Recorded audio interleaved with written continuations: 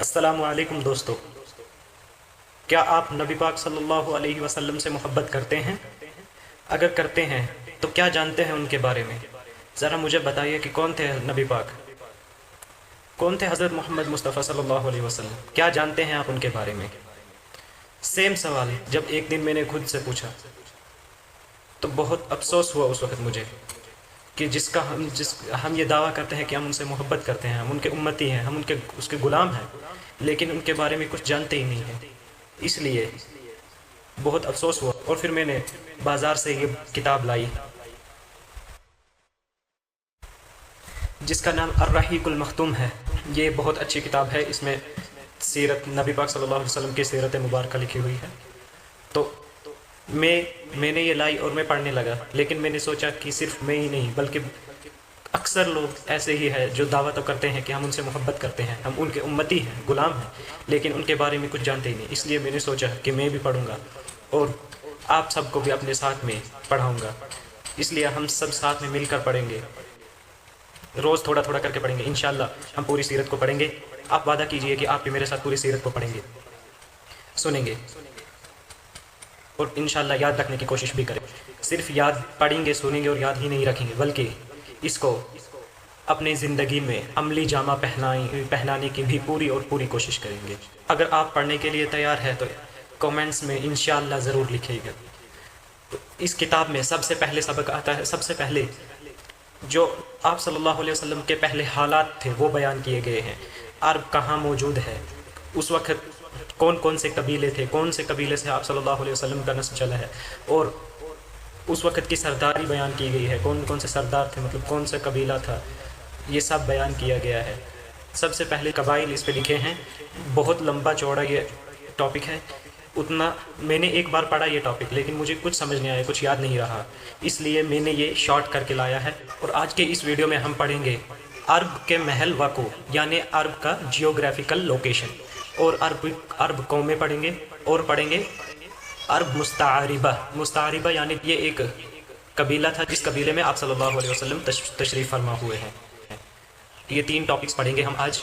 उम्मीद करता हूँ कि आप गौर से सुनेंगे और इंशाअल्लाह अमल करने की पूरी कोशिश करेंगे, और इंशाअल्लाह पूरी सीरत हम पढ़ेंगे और ज़रूर पढ़ेंगे, और आप भी पूरी सीरत ज़रूर सुनना।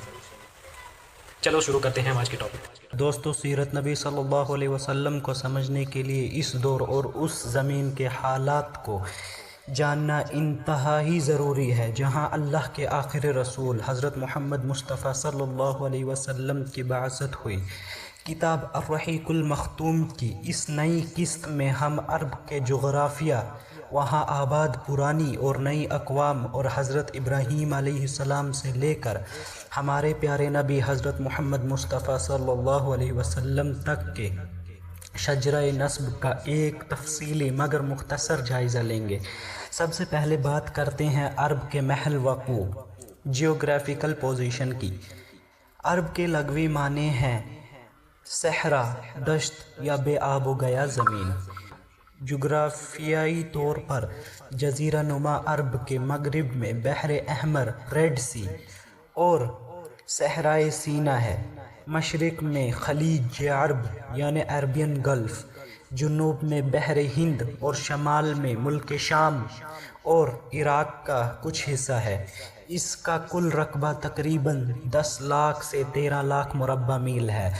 इसके चारों तरफ सहरा और समंदर का घेराव होने की वजह से ये एक कुदरती किला बन जाता था, जिसकी वजह से बैरून हिंद या रोम व फारिस की बड़ी हुकूमतें इस पर आसानी से कब्ज़ा न कर सकी।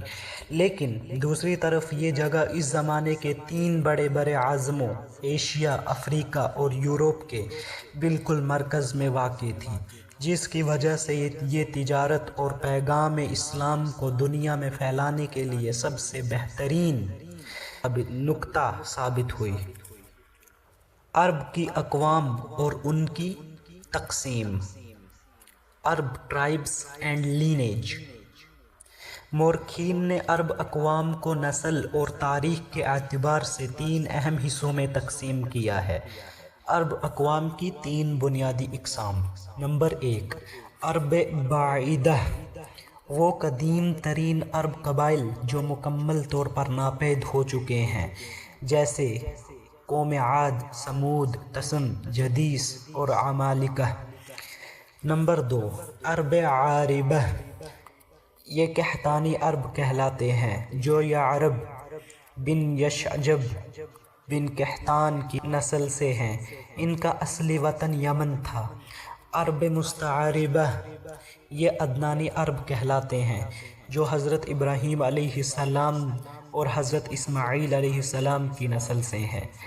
عرب عاربہ قحطانی قبائل کے 2 مشہور خاندان تھے، خمیر اور کہلان۔ خاندان کی شاخیں یمن میں سیل، عرم، ساد معارب ٹوٹنے کے واقعے کے بعد مختلف علاقوں میں پھیل گئی۔ ان میں سے آزد جو مدینہ، شام اور عمان کے اطراف میں آباد ہوئے۔ مدینے کے مشہور قبائل اوس اور خزرج اسی آزد قبیلے سے تھے۔ بنو لغمہ اور جذام جو حرا اور عراق کی طرف گئے۔ بنوتے جو جبل طے کی طرف آباد ہوئے۔ خزاعہ جو مکہ مکرمہ اور اس کے گرد و نواح میں جا بسے۔ حضرت ابراہیم علیہ السلام اور مکہ کی آبادی۔ اب آتے ہیں اس تاریخ کی طرف جہاں سے عرب مستعربہ عدنانی عرب کا آغاز ہوتا ہے۔ حضرت ابراہیم علیہ السلام کا اصل وطن عراق کا شہر ار تھا۔ دعوت دین کی پاداش میں جب آپ کو وطن چھوڑنا پڑا تو آپ شام، مصر اور پھر فلسطین تشریف لے گئے۔ اللہ تعالیٰ کے حکم سے حضرت ابراہیم علیہ السلام نے اپنی زوجہ محترمہ حضرت ہاجرہ علیہ السلام اور شیر خوار بیٹے حضرت اسماعیل علیہ السلام کو مکہ کی بے آب و گیا وادی میں لایا جہاں نہ پانی تھا نہ کوئی انسان۔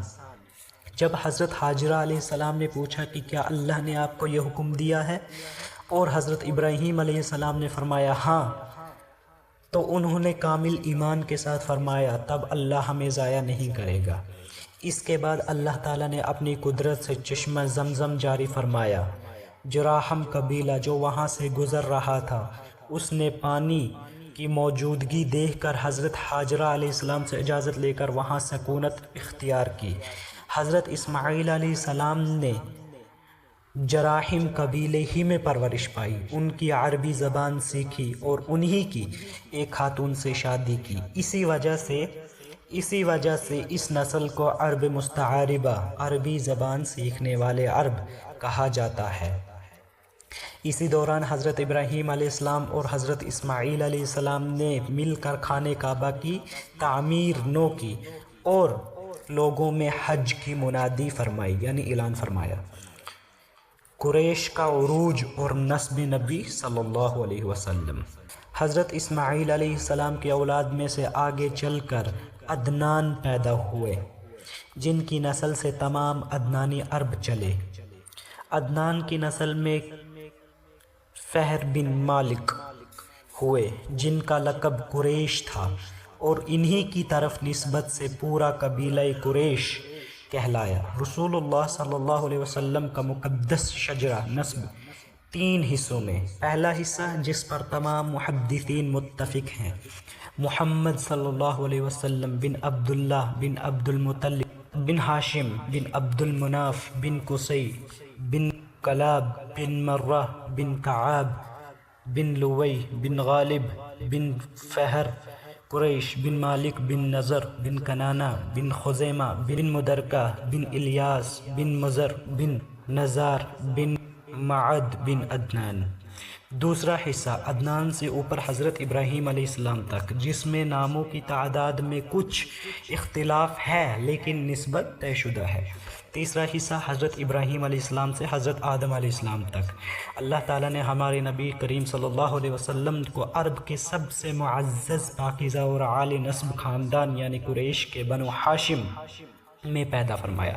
جیسا کہ حدیث مبارکہ میں آتا ہے کہ اللہ تعالیٰ نے حضرت ابراہیم علیہ السلام کے اولاد میں سے اسماعیل کو، ان میں سے کنانہ کو، کنانہ میں سے قریش کو، قریش میں سے بنو ہاشم کو اور بنو ہاشم میں سے محمد صلی اللہ علیہ وسلم کو منتخب فرمایا۔ دوستو، یہ تھے عرب کے جغرافیائی حالات، ان کی قوموں کی تقسیم اور نبی کریم صلی اللہ علیہ وسلم کا پاکیزہ شجرہ نسل کا مختصر لیکن جامع خلاصہ۔ اس جغرافیائی اور نسلی پیش منظر کو جاننے کے بعد ہمیں یہ سمجھنے میں مدد ملتی ہے کہ کیوں اللہ تعالیٰ نے عرب کی اس پاک سرزمین کو ہدایت کے آخری آفتاب کے طلوع ہونے کے لیے منتخب فرمایا۔ اگلی قسط میں ہم پڑھیں گے کہ نبی کریم صلی اللہ علیہ وسلم کی بعثت سے پہلے عرب کے دینی، سیاسی، سماجی اور اقتصادی حالات کیسے تھے اور کس طرح وہاں جہالت پھیلی ہوئی تھی۔ اگر آپ کو یہ ویڈیو پسند آئی ہو تو لائک کریں، شیئر کریں اور سبسکرائب ضرور کریں، اور اس ویڈیو کو زیادہ سے زیادہ شیئر کریں اور بیل آئیکن کا بٹن بھی پریس کر دیں تاکہ آپ آنے والی ویڈیوز میں نبی کریم صلی اللہ علیہ وسلم کی سیرت مبارکہ کا یہ سلسلہ مسلسل دیکھ سکیں۔ جزاکم اللہ خیرا و احسن الجزا، وعلیکم السلام۔